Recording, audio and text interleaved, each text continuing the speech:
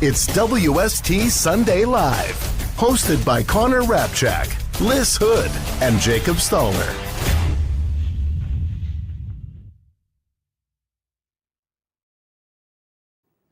What's going on, everyone? Welcome to a playoff game day edition of WST Sunday Live. My name is Hrabchak. Today, joined by Lyss Houde, and we're going to be breaking down Game 4, which is today in 3 hours. 12 o'clock puck drop down in St. Louis. Very early start. I know we'll have thoughts on that, Lyss. But before we get to the game, thank you, everyone, for joining us today here 9 a.m. on a Sunday. Lyss, how are you doing today?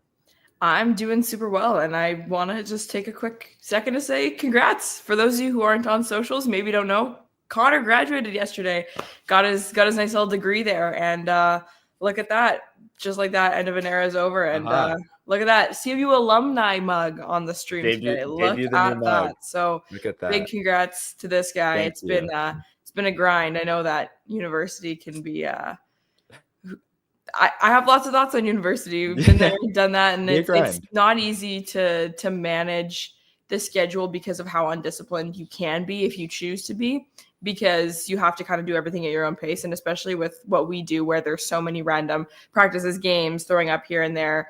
You know, it's not easy. So I commend you, and I'm super proud of you.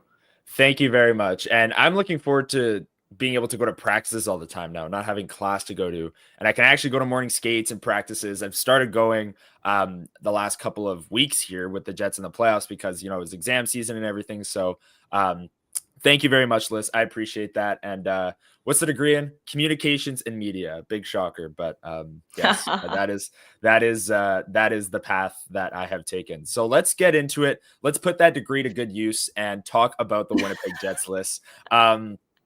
On Thursday night, 7-2 loss.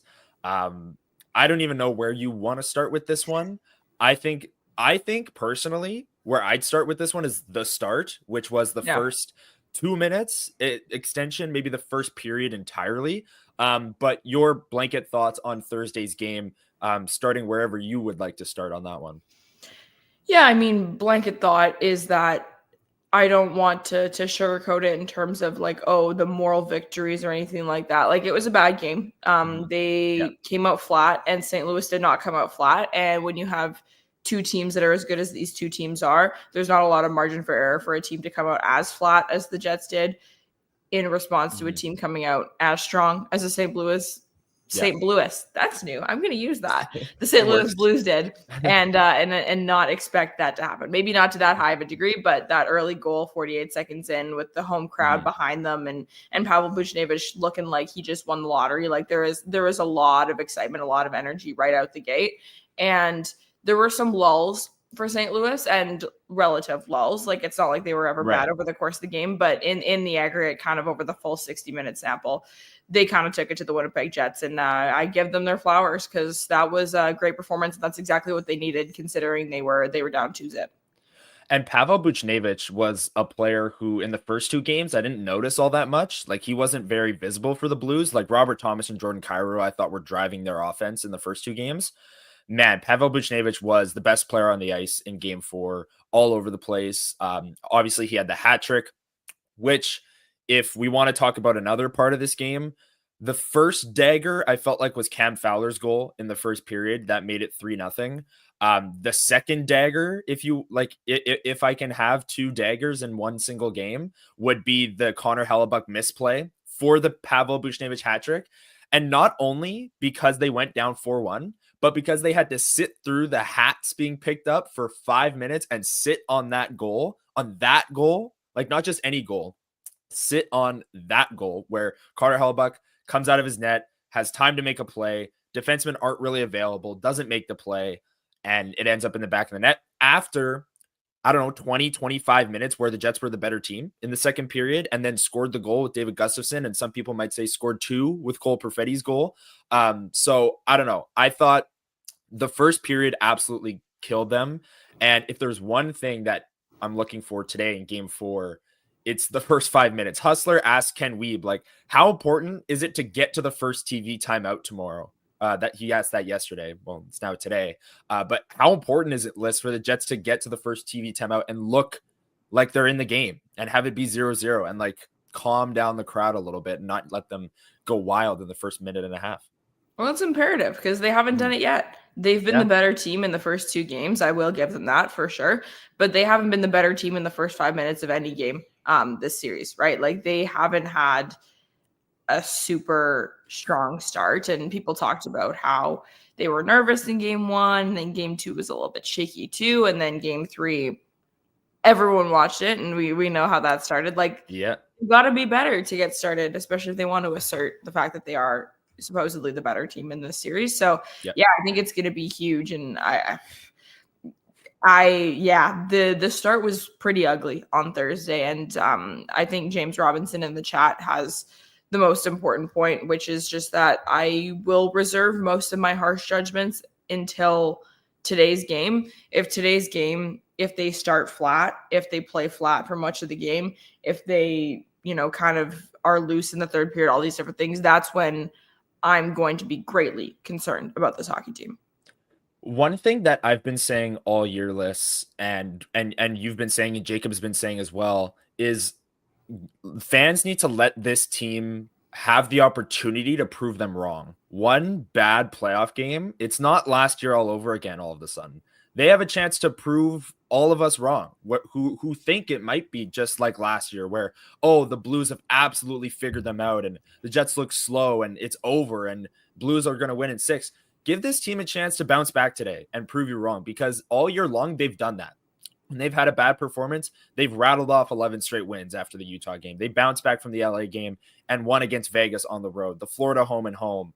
There are so many examples this year of this team having a poor performance and bouncing back in a big way. And I don't know, that gives me confidence today that if the Jets lose, it's not going to be because of lack of effort. I think this team's going to come out absolutely flying, trying to prove a point that, that was a one-off game and they didn't have Velarde, who they might have today, game time decision. I'm still not expecting him to play. Dylan DeMello was out with an illness. So it was, I don't know. There were a lot of issues on Thursday, but I think this team's going to come out and bounce back in a big way effort-wise today. They're not going to quit in the first 10 minutes, or not quit, but they're not going to no-show in the first 10 minutes. And then after that game reached 4-1, it was over. But I 100% agree with you and James Robinson here, who are both, on the board of, okay, let's see how this team bounces back. Rough game, absolutely. In 2017-18, did everyone write off the Jets when they lost 6-2 to Mini in game 3? Like, no. Like, I think that team deserved to have the opportunity to bounce back, and they did, shutting out the Wild both games in the rest of the series. I think this team should have the opportunity to bounce back as well without being written off as just last year's Winnipeg Jets who got bounced in 5, right? Matt Hyman brought up a good question here. So can the Jets make adjustments without changing personnel? So Velarde, game time decision. He didn't take line rushes yesterday. Obviously, it's a 12 o'clock game today, so there's no morning skate. I still wouldn't expect him to play. And if he does, maybe it'll be like a 4th line power play specialist role. Like, he's definitely, I think it's safe to say he's not playing on the top line 20 minutes tonight or today. But what adjustments do you want to see from the Jets list? Not personnel wise. Obviously, DeMello will be back in, whether or not Velarde's playing. Where are you at on that? Yeah, it's so funny. Like, Dylan DeMello is the biggest piece for me. And I was chuckling to myself because on Tuesday, when we had our little pop-up show with the bonus content for WST Sunday Live, we did our trending up, trending down. And I kind of went on a little bit of a Dylan DeMello rant, which I don't often do. And it was a positive Dylan DeMello rant where I was like, I feel like there is no guy who has played as many games on the top pairing of a hockey team, and never mind an NHL playoff hockey team, that's spoken about as little as Dylan DeMello is. And I kind of went off about all the things that I think he does well and how good he is. And then he didn't play. And the Jets' defensive breakdown was just one for the ages. Mm-hmm. The pairings without Dylan DeMello are in a world of trouble. And so to answer the question about what adjustments they can make, maybe it's a moot point because Dylan DeMello, I'm assuming, is likely to play. Like you said, took line rushes yesterday. Everyone was present. It sounds like it was just a kind of a one-off thing. But it exposes and makes you think maybe a little bit more than you maybe would have wanted to have thought. And it's really difficult to balance which right-handed defenseman is able to take on what Dylan DeMello takes on. The Josh Morrissey minutes. Yes. The breakout passes as opposed to carryouts, and all these different little things. Like, there is something to be said for chemistry with a lot of this team because of how structured they are and how little chaos they kind of try to create and how they try and play as much of the game in their structure as they can. And a lot of that stems from how comfortable they are playing with one another. And, you know, if we want to talk about like Connor Hellebuyck too, for example, like little things like the screwed up puck possession behind the net. Maybe that doesn't happen if Josh Morrissey and Dylan DeMello are out there, because there is always a lot of intention for Connor Hellebuyck to play the puck on those dump ins, and they set up their structured breakout with the little one-touch pass to one of the defensemen curling around. Like, communication between defensemen and goalies is something that cannot be necessarily quantified, but it also can't be undervalued. And it's something that I think was super, super off kilter in that game because of how big of a hole Dylan DeMello's absence leaves in that lineup. I also think whether you go back a couple of years or even look at just this year where they haven't had that big of a sample, Morrissey and Pionk together have never really worked. Like, they work as we have an offensive zone shift or an offensive zone face-off with a team out with an icing and we're going to try and score a goal. Like game 1, 3-3, Morrissey and Pionk are out there with the Scheifele line and they get the goal. But over a large sample, over the whole game, that pairing has never really posted good metrics. They've never really played well together. It's weird how both Josh Morrissey and Neil Pionk are better away from one another. Like, Neil Pionk is better with Dylan Sandberg and that play style. I don't know if it's weird. I think it makes sense. Well, maybe it's like just too much offense on one. I don't know. Like, both Pionk and Morrissey are playing like the offensive role on their pairings. And the other two are playing the defensive shut plays down at the blue line, make efficient breakout passes role in Dylan Sandberg and Dylan DeMello. So I don't know. I think having Dylan DeMello back and getting that top four back to its set ways and the way it is going to be like, I agree with you. I think DeMello is a bigger loss than people maybe think because Dylan DeMello, not talked about as a top pairing guy. Yeah, I do think that the chemistry factor and the fact that Morrissey and Pionk haven't really worked well together, and I didn't really like that. And then Sandberg and Schenn, and we could talk about Luke Schenn too, who had a rough game 4 or game 3. already ruling out Luke Schenn having a tough game today. No, I'm kidding. Another potential lineup change list that we might see today in lineup rushes or in line rushes yesterday in practice. We saw Morgan Barron on Adam Lowry's left wing with Mason Appleton. We know that Morgan Barron has looked very, very good as a center as of late, but what do you think of them moving him up? Scott O'Neill said it was largely matchup based, moving him up with Adam Lowry on that third line. That's going to take tough matchups for sure. Yeah, I mean, it's interesting, and I guess this is kind of a common theme you can have when you trust your team's depth, which I do. I really like a lot of the depth pieces on the Winnipeg Jets.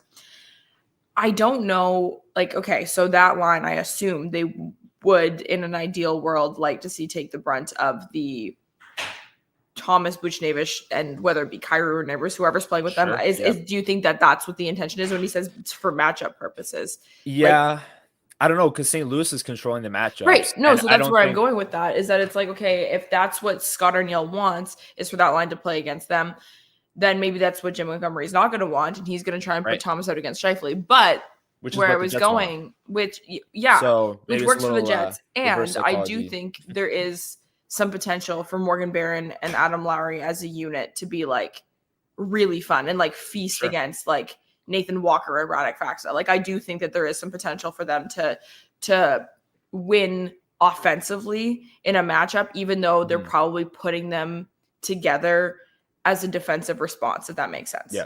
Yeah. I'm here for it. And Morgan Barron is a very good skater. So whether he's at center or on the wing, he's going to be able to use that speed. Brandon Tanev, Like, I thought he was fine in the first couple of games, but that line specifically got caved in. The Jets' middle six got caved in, and their top line. I don't know why I'm sugarcoating it. Everyone got caved in on Thursday, but I feel like the middle six, the top line has their clutch moments and is the reason that this team is up 2-1 in the series because of their 2 game-winning goals in games 1 and 2. But the middle six needs to get going. I like this as a tweak, kind of load up a little bit more on that third line with Morgan Barron, who's played really, really well over the past month and a bit. And Lyss, do we need to have a conversation about the second line as well? I have a feeling they're going to dominate our trending up, trending down later on. But yeah, I mean, Vladdy has 1 goal in 30 games. That's the comment there. Like, I think they need a lot more from the second line. I've liked Cole Perfetti at moments. Niederreiter has had moments. Nemestikov had a really nice pass to Appleton on a 2-on-1 game 2, I think that was. But it's just not consistent enough, and they're getting caved in defensively by my eyes. It's so funny because like it's a very different world than last year, where it's like I remember like it's like say the second line wasn't doing enough last year, whatever, and all of a sudden we have the Cole Perfetti benching era, and it's like that's not what I need. When the team needs a bit of a shakeup right now, they're promoting Cole Perfetti to that top line. This team is well aware of what this player is capable of doing, the type of offense he's able to drive and also contribute to. I feel like he's got that nice little like type A, type B personality where it's like, okay, you need me to be the group project leader. I guess I can do that. Or it's like, someone else is going to take the reins and you want me to be a just kind of a supporting cast member. Let's run it too. Like, I think he has the ability to sort of play both roles, which is really good. So all that's to say, my fear would have been back in the day. It's like, like if that line's not doing enough, it's like, just like bench them all. But it's like, no, they understand that you need to have Cole Perfetti playing meaningful minutes. But I was saying this last week. I am uninspired by this middle six, the way it currently looks. Like Vlad Nemestikov and Nino Niederreiter on your second line. That's what happens when you have no Ehlers, no Velarde, though. That's exactly it. I know, exactly. Yeah. So when Velarde comes back, we're definitely going to see some interesting shakeups. And I struggle to actually guess what I think the team is going to do, because it's like, it goes back to the Nikita Chibrikov conversation that we had earlier this year, where it's like, well, we know what they're going to do. They're going to send Nikita Chibrikov back down. But then we have the conversation where it's like, but we've never actually had a rookie come in and perform at this level and and whatever, this whole thing. So it's like, we think we know what they're going to do, but this situation is a little bit different than what we've seen. So maybe it doesn't dictate the exact same response. This is kind of the same thing, in my opinion, where it's like, we know what they're going to do. They're going to send Alex Iafallo back down to the fourth line, because every time he's been promoted to the top line, they send him back down to the first line. But it's like, but has he ever performed to this level with that top line for this long in this important of games? No. So maybe they don't. And I am just at a loss for what I think they're actually going to run with that grouping. But where I'm going with this is that I think Alex Iafallo could add some much needed juice to that line, and putting Niederreiter back with Adam Lowry might also help perk him up a little bit too. Cause I don't like the fit. I don't like the line. And even Velarde and Ehlers injuries aside, I still think the bottom nine needs a shake up regardless, because there's just something very uninspiring about it right now. Yeah, I'd like to see Iafallo when Velarde comes back, because we should have that conversation now. Whether he comes back today and barely plays or plays on the fourth line, or even comes back and plays 20 minutes tonight, or comes back in game 5 and goes on the top line, where Alex Iafallo goes is a very, very interesting question. I would like to see him remain in the top 6, slide Niederreiter back down to his regular spot on the regular third line with Lowry and Appleton, and then run with Iafallo, Nemestikov, and Perfetti. I think until Ehlers comes back, which we don't know when that'll be, I would like that as a second line. And I feel like they'd have some good offensive moments and some good forechecking moments between both Iafallo getting in there first and Cole Perfetti fishing pucks out of the pile and making plays from there. I just don't know if Nino Niederreiter is the best fit for the way that Nemestikov and Perfetti are used to playing with Nikolai Ehlers. And Alex Iafallo, a more effective and tenacious forechecker, I'd say, than Nino Niederreiter is. And I think that stylistically would work better, Lyss. Yeah, no, I agree. And like, I think about what you need. Well, I'm also not committed to Vlad Nemestikov being the second line center. If there was another fit there, whatever. But like, my personal opinion is that Cole Perfetti needs a heavy forechecking winger to be the F1. Like, I don't like Cole Perfetti in as the first guy. I think he's a lot better as kind of what we would say to my girls. I don't know if this is like a thing. This was new to me. Like the whole concept of like, what is it? The bull, the fox, and the eagle in terms of your three forwards when you're forechecking, where it's like the bull goes straight to the puck. The fox is kind of waiting to clean up the stuff, and the eagle's up high, kind of waiting to catch the rest of it afterwards. That makes sense. Yeah, it does make sense. Yeah, but all that's to say, like someone to go in and absolutely be that bull as the F1 and kind of fish out those pucks and then allow Cole Perfetti to kind of make those secondary decisions where it's like maybe the decision requires a little bit of board work. We know Cole Perfetti can do that. Maybe the situation requires a really complex pass. We know Cole Perfetti can do that. Maybe the puck that gets dug out ends up being right on tape to tape and Cole Perfetti has to take the shot. Totally. We know that he can do that. Like there's a lot of versatility in that player. And I think having someone to go in and have Gabe Velarde-esque puck retrievals is really, really important to that line. And I'm just not really seeing it, even though you'd think that Nino Niederreiter might have a little bit more success with that sort of thing. It hasn't been happening. And Neil, I am just all over the place today. Nino Niederreiter hasn't really been like the strongest F1 all year, in my opinion. Like that's just not really his game, especially I guess playing with Lowry and Appleton. There's a little bit of versatility there. So I think that bringing in Alex Iafallo could really add a spark offensively to Cole Perfetti's game. Is Vlad Nemestikov the solution at C for them? Jury would be out for me on that one. I'm not 100% sure. But again, what should they do versus what are they going to do? Vlad Nemestikov's been the second line center essentially all year. I don't really foresee him getting demoted, if that makes sense. Yeah, and in the third period in game 3, they did run Perfetti, Lowry, Niederreiter, I want to say was the other winger on that yeah. So they did kind of flip the second and third line centers. I again, they went right back to what they were previously doing at line rushes. Was Ehlers Lowry when Nemestikov was hurt? Is that no, they did. They did run it a little bit when Nemestikov was playing as well, and Nemestikov was on the third line with Perfetti and the now second line. Right. Yeah, exactly. Yeah. So, but again, I guess I in my head, the second and third line are kind of interchangeable in terms of like I don't consider going from second to third a demotion or third from second to a promotion because it's just like they use them ice time wise similarly enough, and matchups change and they vary game to game. It's more like maybe the best configuration of the Winnipeg Jets is Vlad Nemestikov on the fourth line, and I'm open to that conversation. I just don't see that happening, you know? Sure. Yeah, totally. And that's more of a deadline conversation too. And that's what we all talked about at the trade deadline as well. A lot of people in chat asking for more from Mason Appleton or less of Mason Appleton. They want him in the press box, but I agree. Like if Mason Appleton, okay, I don't agree with what the chat is saying entirely. My tweak on it is Mason Appleton, the minutes he's playing, I think absolutely has to be better for this Winnipeg Jets team. Lowry, Barron, and Appleton are going to have a lot of tough minutes in this game. They're going to have a lot of defensive zone starts against Robert Thomas and against Braden Shen and against Pavel Buchnevich, who had a hat trick in game 3. And even against the Parayko Fowler pairing that has been dynamite for St. Louis all series, I've found.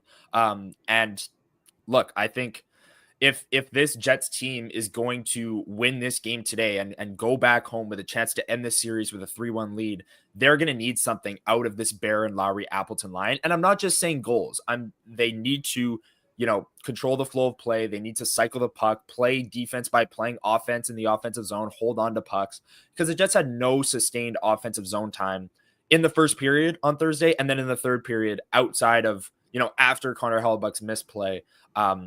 And Lyss, I guess before we get to our trending up, trending down and burning question segments, the next thing I want to ask you about is Connor Hellebuyck. I feel like we need to have this discussion after every single game because he is this team's MVP. He is going to be a Hart Trophy finalist, I believe.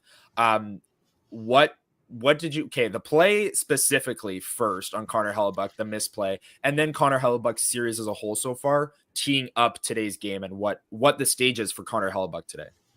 Yeah, I mean, it's fascinating because I feel like that's it. That's the end of the conversation. It's just quite fascinating. Yeah.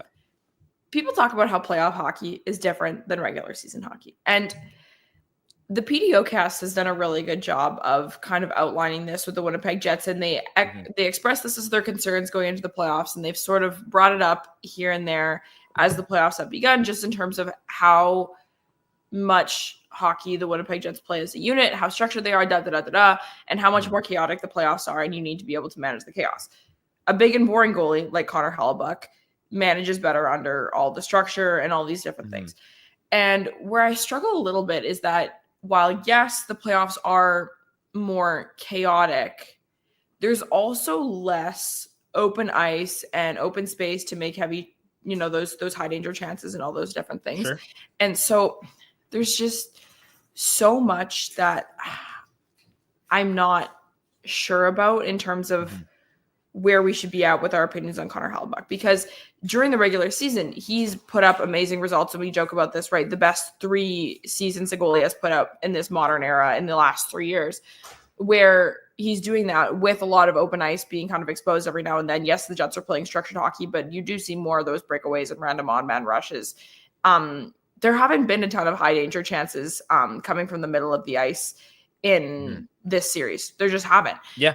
A lot of these shots are they come from defensive breakdowns. That's where we're at. And so it's really hard to judge the goalie, because it's like, okay, what went wrong first? But at the end of the day, your goalie is supposed to be your last line of defense. And there's a couple times where it's like, you simply need to make the save. So I do 100% fall into the camp of Connor Hellebuyck needs to be better, just because I don't remember what the exact stat is. Murat put it in his article at The Athletic after Thursday's game, but 50-some goals in the last 17 games of the playoffs or whatever for Connor Hellebuyck simply doesn't suffice. And that's kind of the end of the conversation there. It's just, I don't know if you need to sound the alarm bells by any means, but he needs to be better. Yeah. And also, what does everyone else need to do to be better as well? Because people are talking about, for example, you have the Jock Horrors comment pulled up here about Binnington being really good at puck handling. And this is something that I said going into the series. So I credit myself for talking about how that was my X factors. I was like, Hrabchak's got to be good because you have an extra defenseman back there, playing around with the puck. But the Winnipeg Jets also do try and allow Connor Hellebuyck to play the puck as well. Connor Hellebuyck is not a bad puck handler by any means, but it falls into the same category as the whole conversation of the clutch whatever with Jordan Binnington, where it's one really bad blunder behind your own net screws everything up. Sure. Connor Hellebuyck plays the puck more than I think a lot of people realize. He touches the puck outside of the crease multiple times over the course of a game, multiple times. But when you're managing the forecheck and when you have a little bit of extra time and all these little things, it's not that big of a deal. It's not a very high risk play to do. And he does start a lot of the Winnipeg Jets breakouts. So I don't want to, talk about how horrible of a puck handler he is or anything like that, but there is a discrepancy between him and Jordan Binnington playing the puck outside of their crease in this series. And Jordan Binnington takes the edge on that one. The third period, I feel, was the perfect example of that. Is the Jets got a goal in the period, and all period long, at least for the first 6 minutes or whatever, they were dumping the puck in a ton, and Jordan Binnington was snapping it to his defenseman, and they were getting out of the zone so efficiently. The Jets would dump it in, looking for a sustained forecheck, and the Blues would be out of the zone so quickly in in 3 seconds, they'd be out of the zone because Binnington would snap into the defenseman. They'd have a ton of room to skate up the ice, and they'd be out of the zone. And then Connor Hellebuyck gets behind the net, and again, a little bit of this goes to the defenseman too. There wasn't really an option for him to make a play, but he did hesitate. You have to make quick decisions or else these fast players like Robert Thomas is going to be on that. And he was on it, and it's in the net. And again, we can sit here and say that, yes, Connor Hellebuyck has gotten much, much better at playing the puck from 3-4 years ago, 100%. But at that time of the game, that is a critical mistake. And it's one that burned the Jets. And they were playing like the better team. And it was extra deflating because of the hat trick and them picking up the hats and all of these different things. But Connor Hellebuyck should continue to play the puck. He has to make more efficient, effective decisions. And the defensemen have to be ready for when he has the puck back there. And I'm sure that's what Scott O'Neill has told his defense corps. I'm sure that's what Scott O'Neill has told Connor Hellebuyck as well. Don't let this one misplay discourage you from playing the puck at all, because Connor Hellebuyck has had some moments in this series too where he has led the breakout for the Jets. He goes back there, he snaps it over to Josh Morrissey, who makes one quick pass and they're out of the zone. And it's because of Connor Hellebuyck, and it's because the Jets aren't behind the net. But again, like this is his biggest weakness as a goalie, rearing its head at the worst time, or one of the worst times. There was one worst time, and it was Vegas game 3 when the Jets tied it. Yes, there was a worse time. But and what was it? Okay, game 79 or whatever this year against the Blackhawks, where twice on the penalty kill, he it was so funny. I was like, what is going on here? And the first one, it was like so close, and the second one they scored, it was like, yeah. The first one was like right on the tape of a Blackhawks player, and then the second one also was, but ended up in the back of the net. So, but last thing I'll say on this, just because shout out to Steve Dangle, my boy, former boss. Love that guy. And the whole, if you're a goaltender, 10 the goal bit has gotten so much life because we do see it all the time. I say with full confidence, and this falls into a similar camp as my, my tweet from a couple weeks ago. I was like, this team is worse without Neil Pionk, and I got crucified for it, and I still stand by it. The team would be so significantly worse if Connor Hellebuyck didn't leave his net. Your goalie has to leave their net to play the puck. They have to. They have to do it. Yeah. You completely forgo any chance of controlled possession off of the back check, forecheck, whatever you want to call it, in terms of like the other team coming in hot. Like, you need your goalie to play that puck if they have a little bit of space. You have to. Also, Connor Hellebuyck has to play the puck. Also, agreed. Also, it saves the Jets defense from taking so much punishment from the Blues. We've talked about how physical this series has been and how the Blues have just hit everything that moves. Well, if Connor Hellebuyck stops playing the puck, those hits are just, that hit counter is just going to be off the charts, because the Jets are going to be behind their own net. The Blues are going to have speed on the forecheck, and they're just going to crush whoever's back there. And there's a huge difference between coming into the boards, straight line speed, whatever, to play the puck, to make a decision, to make a pass, or to carry it or whatever, or coming in just to hit the guy or to whatever. Like, being the guy who's making the decision or being the guy who's just trying to get in the way. There's a huge difference between how you approach the puck and like, okay, what side do I come in on? Forehand, backhand, like all these different things, all those decisions you have to make if you're going in as the defenseman is different than the forward who's just like, I'm going to just be annoying and get in the way. It's hugely different.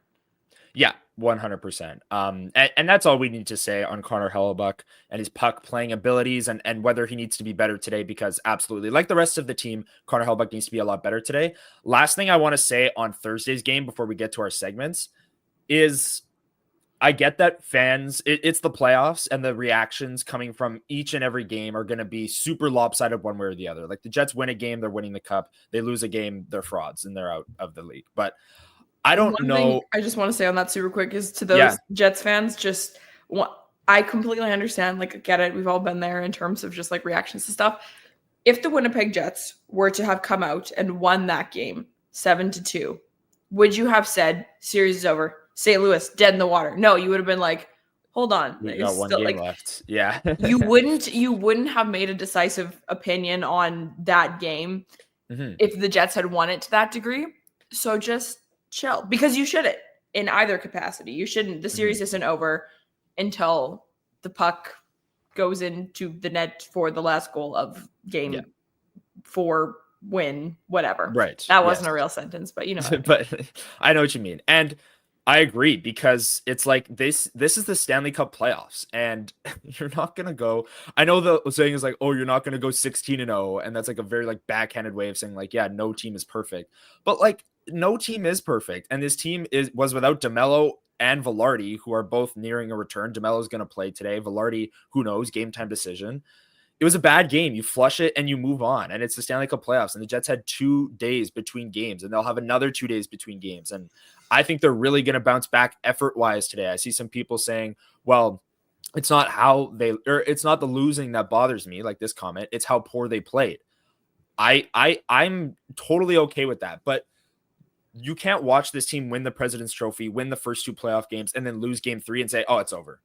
Especially because it wasn't a breakdown in the same way that if they had lost game 1, 7-6 barn burner, whatever sort of thing, and then all those similar patterns from 2023 and 2024, I'd been like, okay, valid. But it was like a different loss too. And like, I also think, and again, I sound kind of like a water carrier here, which is not really my vibe, but it's like the numbers are also like aren't as like decisively polarizing as you might think that they are. Like, at the end of the day, like it's such a stinker. Like if they came out and walloped the Jets 7-2 and also controlled 85% of the scoring chances, Jets had 3 shots on net, all these different things, you'd be like, okay, wow, they can really take it to the Jets. Like you want to talk about luck in hockey, you want to talk about just like off nights, off games. Maybe if Dylan DeMello had the flu that kept him out and that kept him sidelined, some of the other guys were battling with a lesser severe version, whatever. Like they still played a better game for a 7-2 loss than I've seen a lot of teams play. Second period, they were good. Like this wasn't like some absolute butt whooping in terms of like Jim Montgomery has the book and the Winnipeg Jets are screwed. No, I really do need to see how today goes. I think I absolutely applaud Jim Montgomery for how he managed his group in that game, like 100%. And they came out guns a-blazing, but like, at the end of the day, like they were controlling like 53% of the high danger chances, not 75, you know? Yeah. Yeah. And I have faith, and I think Jets fans should too, on this team bouncing back, because they've shown us all year long that that's who they've been.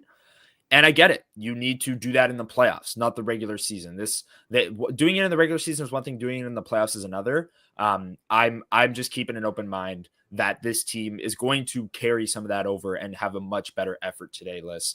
I think we've said all we needed to say on game 3 on today's game. Let's get to our segments, because we've got trending up or trending down from game 3 heading into today's game 4 list. This is the segment where we choose one player who has trended up or down for the Winnipeg Jets over the past week of play.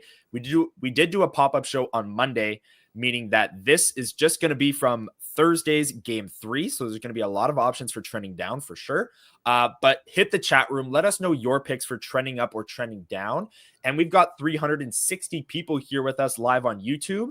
Make sure you hit the like button, hit that subscribe. And I see a lot of Blues fans in chat as well. Mostly being respectful so far. It's easier to do that coming out of a big win for your team. I 100% get that, but you can take part as well. Drop your picks for trending up, trending down. Pick one Blues player who you think is trending up or down. And like I said, hit that like button, folks. Lyss, I'll let you go first. Let's start with trending up. I feel like this one's going to be a little bit tougher coming out of a 7-2 loss. But who's your pick for trending up? My trending up is Colin Miller. I feel like there's going to be some other people in the chat who are going to agree with me on that one, just in terms of player coming in, not having played the first couple of games, and in a game where draws parallels to game 1 in the sense of I didn't think any of the defensemen were super good in game 1. I didn't think anyone was super good in game 3. Like, you know, we can put a cap on that. But I thought Colin Miller played okay, all things considered. There was some goofiness with some of the deep pairings, especially considering how many penalties Luke Schenn took, who was out there having to kill penalties, who was having to play with Josh Morrissey. There was a lot of, it wasn't the most controlled environment to throw a guy into a high stakes game in the playoffs, having missed the first 2 and whatever you want to say. It was not the super most welcoming environment. And I thought all things considered, he played really well. So Colin Miller gets my trending up for this week. I love that pick. I thought he came in and was great. Well, not great. I thought he managed his minutes well. If we're going with the baseline is the rest of the team, he was great. Relatively, he was great. Yes, absolutely. I see a lot of people in the chat taking Morgan Barron, and I really like that pick. I'm going to take Jared Anderson-Dolan. He made the pass on David Gustafson's goal, which was a really nice play. I saw people in chat earlier calling for more minutes from the fourth line as well. I agree. I believe the fourth line today is Brandon Tanev, David Gustafson, and Jared Anderson-Dolan. At least that's the line rushes that they took in practice yesterday. Wacky. It's so funny. It's very wacky. A lot of energy on that line. I think Jared Anderson-Dolan has made some really nice offensive plays, which I did not expect from him in this series. And has provided that energy from the fourth line. So I'm going to take him for trending up. It's no secret that we took 2 bottom of the lineup players for trending up, because there's a reason they lost 7-2, and it's because of the top of the lineup where there was a lot of trending down. So Lyss, I'll let you go first on that. Who's your pick for trending down? My trending down is going to be Vlad Namestnikov, and I think we already spoke a little bit about that second line, so I'm not going to harp on it too much, but definitely had some like little flashes in that game where I was like, okay, like revenge game, maybe, like, I don't know, but I think that's a guy who someone mentioned before, like 1 goal in 30 games. It's like, you know, like, I just think that in terms of your second line center, it's a role that I have said and I'm on the record saying many times that I think has the potential to be one of your highest impact positions just due to matchups and stuff like that. Like there could be a lot of space for a guy to take an opportunity and run. And I just feel like Vlad Nemestikov is a guy who I just need to see more from if he's going to continue to hold that role.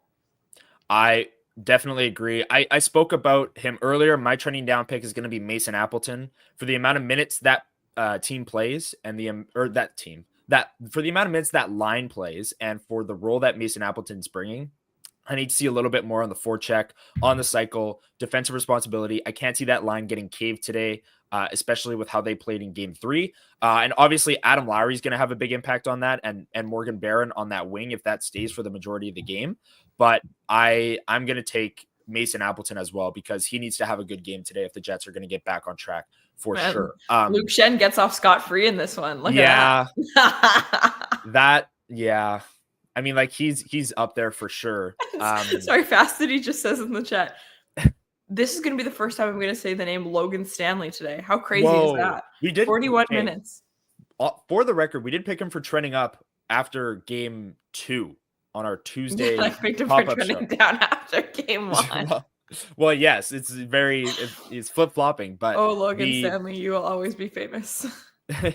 Yes, we picked him for trending up, had a great game 2, big hit on Jordan Kyrou, and we didn't pick him for trending down today. So, anyways, I agree with you on Luke Schenn, though. Stepping up into the top 4 with Dylan Samberg. He gets Jacobs honorary. He gets Jacobs. Trending down. Jacob Stoller, Sportsnet.ca, usually with us, not with us today. He just took Luke Schenn for trending down. That is for sure. All right, that was trending up, trending down. Thank you, everyone, for participating in chat. We really appreciate it. And like I said, while you're down there, hit the like button. We would really appreciate it. Let's get right into our next segment as well. One burning question. This is the time of the show where we open up the chat room to ask any question you want regarding the Winnipeg Jets, and we will try and rapid fire through these before we wrap the show. So hit the chat room right now, drop your questions down below, and we'll try and rapid fire here as we close. I know the check-in is going live, the Winnipeg Jets pregame show with Jamie Thomas and Sarah Oleski. They're going live at 10, so we're going to try and be out of here by then so you guys can go and watch that for some more pregame content. So let's do it. Get the questions in, rolling into the chat, and we will try and rapid fire. Lyss, my question to you, is there one player that you're focusing on today as maybe an X factor or maybe zeroing in on a little bit more as the Winnipeg Jets look to take a 3-1 series lead? Yeah, I'm going to pick Mark Scheifele as my guy to watch today just because we spoke so glowingly about him after games 1 and 2.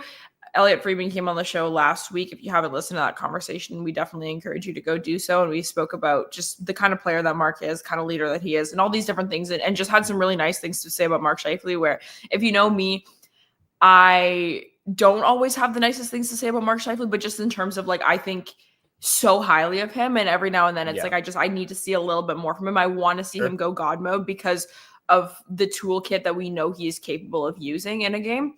So that's a guy who I think can lead by example with a big game today. So he's definitely someone I'm going to be locked in on for this one. Everything you just said, copy and paste it for me, Josh Morrissey. Yeah. Great choice. I think absolutely he has the ability to go God mode. We've seen it many, many times before, and we haven't seen it in this series yet. His best game was game 2 as well. I think that was the Jets' best game as a team, the 2-1 win at home. Josh Morrissey was creating things in the offensive zone, beating the Blues forecheck. And the Blues forecheck is so relentless that there's so much pressure on the puck movers of this Winnipeg Jets team, the Josh Morrisseys, the Neil Pionks, getting the puck up and out of the zone. So Josh Morrissey, I'm zeroing in on him, looking to see how he plays today. And he needs to have a big, big game if the Jets are going to get back into this series. Get a 3-1 series lead. They're definitely in this series, folks, in the driver's seat, actually. All right, let's get to one burning question. Ben Howard asks, where does this rank on most important games of Connor Hellebuyck's career thus far? I'm going to go high. Like, I definitely Pretty do. high. And I was saying this agree. to Connor before we jumped online. He didn't like my opinion at first, and then I explained it. He's like, oh, that's kind of valid. I said that game 4 is my favorite game in the entire NHL playoffs. Like, every series, game 4, I'm just obsessed with because you either get a sweep, you either even out the playing field and all of a sudden it's a best of 3, or a team takes a decisive lead and all of a sudden you have some like big chaotic energy. Like, game 4 is always like so pivotal. So like, I'm dialed for this one. And I think that it's a big one for Connor Hellebuyck because Sure. of all of the things that we spoke about for probably a bit too long today. But yeah, it's a conversation worth having. And so I definitely agree with Ben for this sentiment that it definitely needs to be a big game. Yeah. And look, his save percentage is in the gutter because of what happened in game 3. So it's going to take like, it's going to take like 3 or 4 amazing games to pull his save percentage out of the gutter for sure. But are the Jets in trouble if they lose today? No. It would be a best of 3. They'd have home ice. In trouble, yes. Screwed, Well, no. But sure, in some trouble. I could get on board with that. Both people here asking what's Ehlers' next contract worth and when will Ehlers be back? When will Ehlers be back? That's a question that we don't really have an answer to at all. And then as for his next contract, Lyss, what do you think? I think it also depends. I think it's a bit contingent on what when he comes back. If Ehlers were to come back and have a big playoff, I think it would actually significantly impact what his next contract could look like. This is a figure that like I have hummed and hawed over for so long, and no discredit to the question asker. I haven't really thought about it too much in the last little bit because I'm so locked in on kind of what's going on right now. High AAV. Would not be surprised, especially if he hits the open market and goes to a different team, if he signs a shorter term deal on a bit of a like prove it deal with like a wacky AAV in terms of like what he thinks he's capable of doing. Like I could see something kind of goofy happening. But I really don't know. It's a very, very fascinating thing just because there are so many folks that I feel like have this like weird God complex with Nikolai Ehlers where they're like, well, no coaching staff has ever seen the value that I see in him. And I know that if he were to come to this team, he would become an elite all-star. And it's okay. Yeah. I don't know. We did just get a super chat from Zach Schnitzy. Really appreciate this. He said, buy yourself a drink to celebrate your grad and another for Lyss for doing your homework. I can confirm that I did the work, folks. I did the work, Schnitzy. But we really appreciate the super chat. Thank you so much. And thank you everyone for all the congratulations throughout the day today. I really appreciate it. And we've got almost 400 people here. So thank you for watching game day edition of WST Sunday Live. The vibes are cautious. They're not high yet, but the vibes might be high at around 3 p.m. today if the Jets take a 3-1 series lead. Let's get back to the one burning question. Thank you so much, Schnitzy, for the super chat. Jay Miller asked, must win or can't lose? I don't know. They're up 2-1. Must win more than I can't lose, in my opinion. Okay. What's the difference? Anyways, Cat in the Hat. Is there a flu bug going through the team, not just DeMello? I don't know. No confirmation on that one way or the other. Obviously, DeMello was sick. I wouldn't be shocked if other players were sick too and played through it or were able to play through it. But we don't know for sure. That's just pure speculation. Let's roll through some other. Is Velarde in or out? Stay tuned to warm up. 11:30 roughly is when we will find out. If he's on the ice and takes line rushes, then he'll be in. But if not, then he will not be in. Of course, if he doesn't take warm up. And like I said earlier, I'm not really expecting him to play. He didn't take line rushes yesterday in practice, only has had the one contact skate. So not expecting Gabe Velarde today, but I would expect him for game 5. With how physical this series has been and not controlling matchups here, I just think it might be a little bit of a like throwing him to the wolves situation if they were to play him tonight. I don't know this afternoon. I won't even be done my morning coffee at that point. But I'm going to say out. Okay. Yeah, absolutely. Here, let me just quickly find another question here. There are a lot of questions in chat. There's a lot of questions. Here's a question from Ray Archer. Given Binnington's effectiveness at playing the puck, should Jets move away from dump and chase in favor of controlled zone entries? This is a very, very good question, Lyss. This is fascinating because like my answer to that is yes. And you could almost say that removing the part of the question that happens before the first comma, which is should the Jets move away from the dump and chase and focus on controlled zone entries? The answer to that is yes.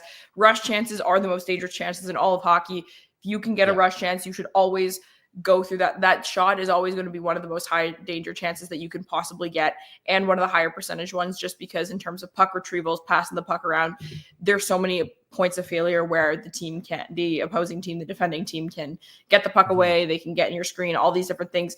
The Jets do need more rush chances straight up. I don't have the Sport Logic data, but I'm sure it's not great in terms of what the Jets have been able to create off the rush. And St. Louis has been decent off the rush, in my opinion, here too. But this was something that I listed as an X factor going into this series, that the dump and chase might be a little bit more difficult. I would expect to see a little bit more chip and chasing as opposed to dump and chasing in terms of like the high flicks and maybe more into the corner boards as opposed to the rim, just because Jordan Binnington does a really good job of stopping the rim and playing the puck there. If you can keep the pucks in the corners as opposed to behind the trapezoid, there is definitely a lot of potential for that dump and chase heavy forecheck style play to still work. But yeah, I think this is a really great question. I would be interested to see if we can get a little bit more of a rush chance situation going on in this game today. Yeah, and that's an area where you really miss Nikolai Ehlers, is generating chances off the rush. Like, that is his thing. But yeah, absolutely agree with what you said there on the Jets and dumping and chasing. Binnington is just so effective at moving the puck. It truly is having a third defenseman on the ice, passing it from behind the net there to the wall. Carrie here asked, do you have any idea when the President's Trophy will be presented? Game 1 next year, home opener, I believe, is when they present the President's Trophies to the teams all the time. That's definitely when they'll raise the banners for the President's Trophy and the Central Division title. And yeah, that's when they'll, I believe, get the trophy. They won't get it now in the middle of the playoffs, but they will get it next season, home opener, I believe. Anything else, Lyss? There's a lot of there's questions. So many questions. I'm like overwhelmed. I'm like, oh my gosh, there's so know. many things. But I mean, I think a lot of people are just have questions about like the lineup and to rapid fire everything. Kapari is healthy right now. So is Hayden Fleury. So is Colin Miller. These are all guys that just have been healthied. And in terms of when Gabe Vilardi is back in, who comes out of the lineup, I would anticipate it's probably David Gustafsson, if not then Jarrett Anderson Dolan. And yeah, I mean, I think over the course of this episode, we've summed it up pretty well. I mean, that's up to the viewer's discretion. We summed up pretty well. Like, it was a rough game on Thursday, and the biggest thing, like, we'll almost have better content after this game just in terms of what we can make of this Winnipeg Jets team and where they're at, because the response is the most important thing. The Florida blowout, the Utah blowout, all these different things over the course of the year where the Jets haven't played well. The Kings blowout you mentioned earlier in the show. The Winnipeg Jets response is the most important thing. We talked about this last year, where their downfall in the playoffs was their inability to adapt properly when push came to shove with the Colorado Avalanche. The adaptations this year have been good. The agility has been good. So let's see how this goes today. I think there's a lot to watch for. And it's, if you're watching kind of, your fingers over your eyes and looking in between, that's valid. I think you're allowed to feel however you want. That's always my opinion when it comes to how people fan about the Winnipeg Jets. Go nuts, as long as you're not being a dick to other people. Like, you can do whatever you want. But I think it's valid to have some wariness going into this game. But also, I think if you're feeling pretty good and you're excited to see how the Jets respond, that's also valid too. Like, I think there's a lot to like about this team and a lot of reason to have trust in them. Yep. Yeah, I'm with you on that. James Robinson, are we having a good day? We absolutely are here on WST Sunday Live. Tons of people, over 380 still here with us on today's show. DeMello in or out? He should be in practice yesterday, in full, in line rushes. So look for DeMello to return.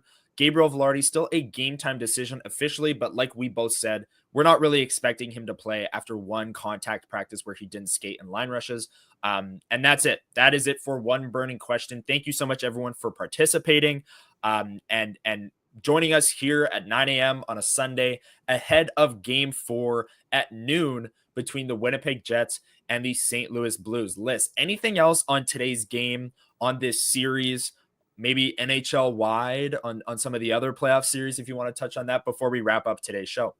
Yeah, I mean, we are a Winnipeg Jets show. We talk about the Winnipeg Jets, but at the end of the day, you and I are both very openly hockey fans. We love hockey. You come home from a long day, it's like, what hockey game can I put on and watch? Yes. Like, just all hockey all the time, and wouldn't have it any other way. And man, there's been some fun hockey over the last couple of days. It's been an awesome first round so far. It's been so fun.